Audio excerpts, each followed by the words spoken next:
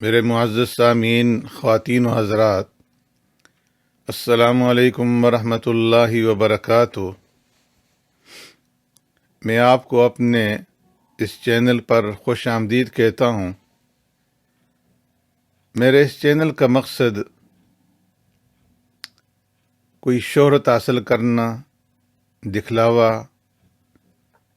نام و نمود، دنیاوی مال و متاع، انٹرٹینمنٹ، طنز و مزاح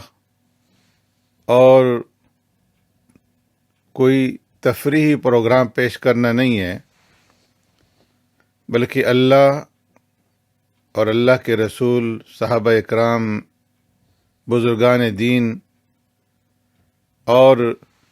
شریعت کے احکامات آپ تک پہنچانا ہے، تاکہ اگر کوئی میرا بھائی، میری بہن، میرا سننے والا کسی ایک بات کے اوپر بھی عمل پیرا ہو جائے تو وہ میری نجات کا سبب اور ذریعہ بن جائے۔ اس لیے کہ اللہ تبارک و تعالیٰ کا ارشاد ہے، وَقُلِ اعْمَلُوا فَسَيَرَى اللَّهُ عَمَلَكُمْ وَرَسُولُهُ وَالْمُؤْمِنُونَ وَسَتُرَدُّونَ إِلَى عَالِمِ الْغَيْبِ وَالشَّهَادَةِ فَيُنَبِّئُكُم بِمَا كُنتُمْ تَعْمَلُونَ، کہ عمل کرو اور عنقریب اللہ تبارک و تعالیٰ تمہارے اعمال کو دیکھیں گے، اللہ کے رسول بھی اور ایمان والے بھی، اور تم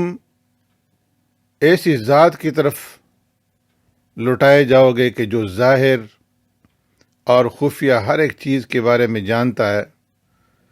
اور وہ تمہارے ان اعمال کے بارے میں جو دنیا کے اندر کرتے رہے ہو وہ تمہیں ان کے اوپر خبردار کرے گا۔ اس لیے میں آپ کی خدمت کے اندر یہ درخواست کرتا ہوں کہ کچھ وقت نکال کر کے میرے اس پروگرام کو ضرور دیکھیں اور اس کو دوسروں کے ساتھ بھی شیئر کریں، اپنی کمنٹس بھی کریں اور سبسکرائب بھی کریں، اس لیے کہ نیکی کی بات کو دوسروں تک پہنچانا اور پھیلانا یہ بھی نیکی ہے۔ جزاکم اللہ احسن الجزا۔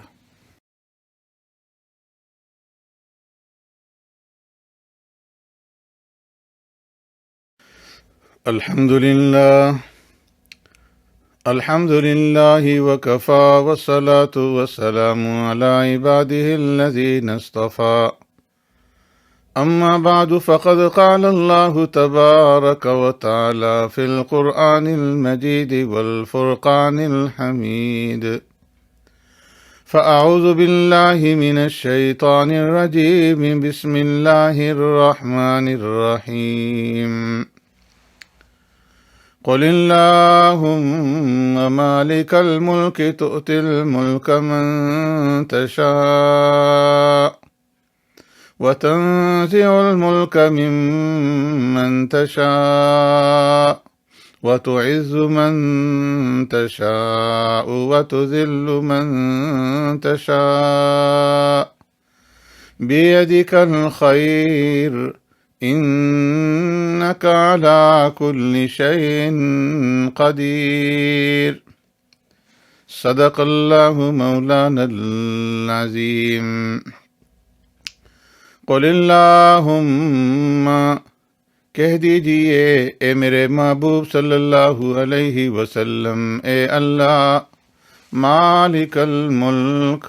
جو بادشاہی کا مالک ہے، تؤتی الملک من تشاء، تو دیتا ہے ملک جس کو چاہتا ہے، وتنزع الملک ممن تشاء، اور چھین لیتا ہے ملک جس سے تو چاہتا ہے، وتعز من تشاء، اور تو عزت دیتا ہے جس کو چاہے، وتذل من تشاء، اور تو ذلیل کرتا ہے جسے چاہے، بیدک الخیر، تیرے ہاتھ میں ہے بھلائی، انک علی کل شیء قدیر، بے شک تو ہر چیز پر قادر ہے۔ آمنت باللہ و بآیاتی۔ میرے معزز سامعین و ناظرین، السلام علیکم ورحمۃ اللہ وبرکاتہ۔ امید ہے کہ آپ بمائے اہل و عیال خیر اور عافیت کے ساتھ ہوں گے۔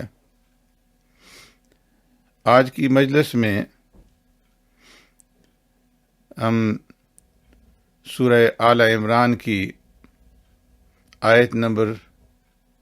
26 سے متعلق تفسیر اور تشریح اور درس کا اہتمام کریں گے۔ اس آیت کریمہ کی تفسیر اور اس کا درس میں آپ کی خدمت میں 3 حصوں کے اندر پیش کروں گا۔ ایک مجلس میں اس آیت کریمہ کی فضیلت کے متعلق بات ہوگی، اور دوسری 2 مجلسوں کے اندر اس آیت کریمہ سے متعلق جو شان نزول ہیں، ان شان نزول کی روشنی میں اس کی تفسیر اور تشریح پیش کی جائے گی۔ اس لیے اس آیت کریمہ کی پوری تفسیر اور تشریح کو سمجھنے کے لیے ضروری ہے کہ آپ اس آیت سے متعلقہ جتنی بھی مجلسیں ہوں، جتنی بھی ویڈیوز ہوں، ان کو میں نمبر وار نمبر 1، 2، 3 اس طرح سے شائع کروں گا، تو آپ ان تمام ویڈیوز کو دیکھیں، اور اگر آپ نے ابھی تک اس چینل کو سبسکرائب نہیں کیا تو اس کو سبسکرائب بھی کریں، اور نیکی کی بات دوسروں کے ساتھ شیئر کرنے کی ضرورت ہے، تو اس لیے دوسروں کے ساتھ اس کو شیئر بھی کریں۔ تو آج کی مجلس میں سب سے پہلے ہم اس آیت کریمہ کی جو فضیلت ہے اس کا جائزہ لیتے ہیں۔ امام عبد بن حمید حضرت قتادہ رحمہ اللہ سے نقل فرماتے ہیں کہ ہمارے سامنے ذکر کیا گیا کہ پیارے پیغمبر صلی اللہ علیہ وسلم نے رب العالمین سے سوال کیا کہ فارس اور روم کے ملک آپ کی امت کو عطا کر دیے جائیں، تو اللہ تبارک و تعالی نے جواب میں اس آیت کریمہ کو نازل فرمایا کہ آپ اس طرح اللہ سے دعا کیجیے۔ اسی طرح امام ابن منذر نے حضرت حسن بصری رحمۃ اللہ تعالی علیہ سے نقل کیا ہے کہ حضرت جبرائیل صلوٰت والسلام پیارے پیغمبر صلی اللہ علیہ وسلم کی خدمت میں حاضر ہوئے اور آپ صلی اللہ علیہ وسلم سے عرض کیا کہ آپ اپنے رب سے یوں سوال کیجئے، قل اللہم مالک الملک تؤتی الملک من تشاء وتنزع الملک ممن تشاء وتعز من تشاء وتذل من تشاء بیدک الخیر انک علی کل شیء قدیر۔ فرماتے ہیں کہ پھر جبرائیل صلی اللہ علیہ وسلم حاضر ہوئے اور انہوں نے آپ صلی اللہ علیہ وسلم سے عرض کیا کہ آپ اللہ سے یوں سوال کیجئے، قل رب ادخلنی مدخل صدق واخرجنی مخرج صدق۔ تو آپ صلی اللہ علیہ وسلم نے ان کلمات کے ساتھ اللہ تبارک و تعالی سے سوال کیا۔ حضرت ابن عباس رضی اللہ تعالی عنہ سے مروی ہے کہ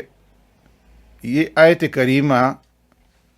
جو ہے اس کے اندر اسم اعظم ہے، اور اسم اعظم وہ نام ہوتا ہے اللہ تبارک و تعالیٰ کا کہ جب بندہ اس نام کے ساتھ، اس اسم اعظم کے ساتھ دعا مانگتا ہے تو اللہ تبارک و تعالیٰ اس کی دعا کو قبول فرماتے ہیں۔ تو یہ آیت کریمہ اللہم مالک الملک تؤتی الملک من تشاء، فرمایا کہ اس کے اندر اسم اعظم ہے، تو اس لیے اس آیت کریمہ کے ذریعے سے جو دعا مانگی جائے گی وہ دعا اللہ رب العزت اپنی بارگاہ کے اندر قبول فرمائیں گے۔ اسی طرح ایک روایت کے اندر ہے کہ حضرت معاذ بن جبل رضی اللہ تعالی عنہ ایک مرتبہ جمعہ کی نماز میں حاضر نہیں تھے۔ پیارے پیغمبر صلی اللہ علیہ وسلم جمعہ کی نماز کی ادائیگی کے بعد خود حضرت معاذ ابن جبل رضی اللہ تعالیٰ عنہ کے گھر تشریف لے گئے اور ان سے پوچھا کہ تمہاری غیر حاضری کی وجہ کیا تھی؟ تم نے آج ہمارے ساتھ جمعہ کی نماز ادا نہیں کی، تمہیں کس چیز نے روکا کہ تم جمعہ کی نماز کی ادائیگی کے لیے حاضر نہیں ہوئے؟ تو حضرت معاذ بن جبل رضی اللہ تعالیٰ عنہ فرماتے ہیں کہ میں نے عرض کیا، یا رسول اللہ، فلاں یہودی کا میرے اوپر قرض ہے، ایک اوقیہ جو تقریباً 40 درہم بنتے ہیں، اور جب میں جمعہ کی نماز کی ادائیگی کے لیے گھر سے باہر نکلا تو اس نے مجھے روک لیا، اور اس کی وجہ سے میں جمعہ کی نماز کے لیے حاضر نہیں ہو سکا۔ پیارے پیغمبر صلی اللہ علیہ وسلم نے ارشاد فرمایا کہ اے معاذ، کیا میں تمہیں ایسی چیز نہ سکھلاؤں کہ اگر تم وہ عمل کرو تو اللہ تبارک و تعالی تمہارے قرض کو ادا کر دیں؟ فرماتے ہیں کہ قلت نعم، میں نے عرض کیا اللہ کے رسول ضرور، ارشاد فرمائیے۔ تو آپ صلی اللہ علیہ وسلم نے ارشاد فرمایا، قل کل یوم قل اللہم مالک الملک تؤتی الملک من تشاء وتنزع الملک ممن تشاء وتعز من تشاء وتذل من تشاء بیدک الخیر انک علی کل شیء قدیر۔ اور اس کے بعد فرمایا کہ پھر یہ کلمات بھی کہو، یا رحمان الدنیا والآخرہ ورحیمہما توتی منہما من تشاء وتمنع منہما من تشاء اقض عنی دینی۔ فرمایا کہ اگر تمہارے اوپر ان کے اندر جتنا سونا ہے اس کے برابر بھی اگر تمہارے اوپر قرض ہوگا تو اللہ تبارک و تعالی وہ قرض ادا فرما دے گا۔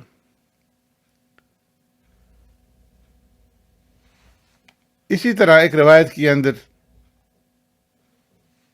حضرت معاذ بن جبل رضی اللہ تعالیٰ عنہ فرماتے ہیں کہ میں نے پیارے پیغمبر صلی اللہ علیہ وسلم کی بارگاہ میں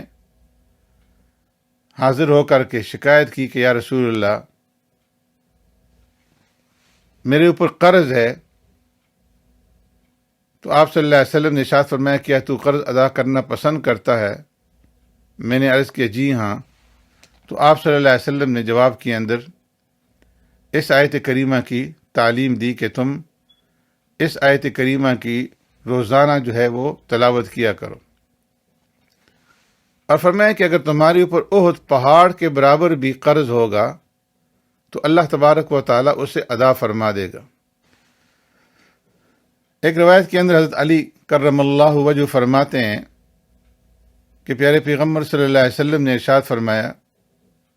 کہ جب اللہ تبارک و تعالیٰ نے ارادہ فرمایا کہ سورہ فاتحہ، آیت الکرسی اور آیت شہد اللہ انہ لا الہ الا ہو والملائکۃ واولو العلم قائما بالقسط لا الہ الا هو العزیز الحکیم، اور یہ آیت کریمہ قل اللہم مالک الملک تؤتی الملک من تشاء وتنزع الملک ممن تشاء آخر تک یہ نازل فرمائی، تو یہ آیات عرش عظیم کے ساتھ معلق ہو گئی، اس طرح کہ ان کے اور اللہ تبارک و تعالیٰ کے درمیان میں کوئی حجاب نہیں تھا۔ انہوں نے رب العالمین کی بارگاہ کے اندر عرض کیا، اے ہمارے پروردگار، آپ ہمیں دار الذنوب گناہوں کے گھر کی طرف، ان لوگوں کی طرف اتار رہے ہیں جو آپ کی نافرمانی کرتے ہیں۔ تو اللہ تبارک و تعالیٰ نے فرمایا کہ مجھے میری عزت اور جلال کی قسم، کوئی بھی بندہ ہر فرض نماز کے بعد تمہیں نہیں پڑھے گا مگر میں اسے خزیرۃ القدس میں اس کے اعلیٰ مقام پر سکونت عطا فرماؤں گا، اور یہ کہ میں اس کی طرف ہر روز اپنی مخفی نگاہ کے ساتھ 70 بار دیکھوں گا، اور میں ہر روز اس کی 70 حاجات پوری فرماؤں گا، اور ان میں سب سے ادنا جو حاجت ہوگی وہ مغفرت کی ہوگی، اور یہ کہ میں اسے ہر دشمن سے پناہ عطا فرماؤں گا اور اس کے خلاف اس کی مدد کروں گا، اور میرے اس بندے کے درمیان میں جو ان آیات کی تلاوت کرے گا اور جنت میں داخل ہونے کے درمیان میں کوئی چیز رکاوٹ نہیں ہوگی سوائے اس کی موت کے، کہ جب وہ فوت ہو جائے گا تو سیدھا جنت میں داخل ہوگا۔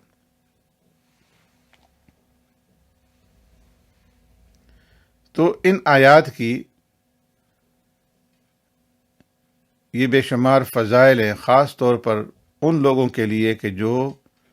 قرض کے اندر جکڑے ہوئے ہوں، تو ان کو جو ہے ان آیات کے تلاوت کا اہتمام کرنا چاہیے۔ اللہم مالک الملک تؤتی الملک من تشاء وتنزع الملک ممن تشاء وتعز من تشاء وتذل من تشاء بیدک الخیر انک علی کل شیء قدیر۔ اور اس کے بعد والی جو آیت ہے، تولج اللیل فی النہار وتولج النہار فی اللیل وتخرج الحی من المیت وتخرج المیت من الحی وترزق من تشاء بغیر حساب۔ اور پھر اس کے بعد ان 2 آیات کی تلاوت کے بعد ان الفاظ کا کہنا، رحمان الدنیا والآخرہ ورحیمہما تعطی منہما من تشاء وتمنع منہما من تشاء ارحمنی رحمتا تغنینی بہا عن رحمت من سواک اللہم اقض عنی الدین واغننی من الفقر وتوفنی فی عبادتک وجہاد فی سبیلک۔ تو اللہ تبارک و تعالی احد پہاڑ کے برابر بھی اگر اس کے اوپر قرض ہوگا تو اس کا وہ قرض ادا فرما دیں گے۔ جو ان آیات کی تلاوت کے اوپر مداومت کرے گا، ہمیشگی کرے گا، اللہ تبارک و تعالی اس کو قرضوں سے سبکدوش فرما دے گا۔ بعض بزرگوں نے یہ بھی فرمایا ہے کہ ہر نماز کے بعد 7 بار پڑھے، اور فرمایا کہ یہ ایک مجرب عمل ہے کہ اگر ہر نماز کے بعد 7 دفعہ اس آیت کریمہ کی اور جو بات کی دعا میں نے عرض کی اس کی تلاوت کرے گا تو اللہ رب العزت اس کو قرض سے سبکدوش فرما دیں گے۔ تو چونکہ اس آیت کریمہ کے اندر اسم اعظم ہے اور اسم اعظم کے ذریعے سے مانگی گئی دعا رد نہیں کی جاتی، اس لیے اپنی دعاؤں کے اندر اس آیت کریمہ کو شامل فرما دیجیے، اور اس آیت کریمہ کے ذریعے سے اللہ تبارک و تعالیٰ سے دعا مانگیے۔ خاص طور پر میرے وہ بھائی اور میرے وہ سامعین جو کہ قرض کے اندر مبتلا ہوں، تو وہ اس آیت کریمہ کے ورد کا اہتمام کریں، ہر نماز کے بعد 7 دفعہ۔ اللہ رب العزت انہیں قرض کی جو آفت ہے اس سے نجات عطا فرما دیں گے۔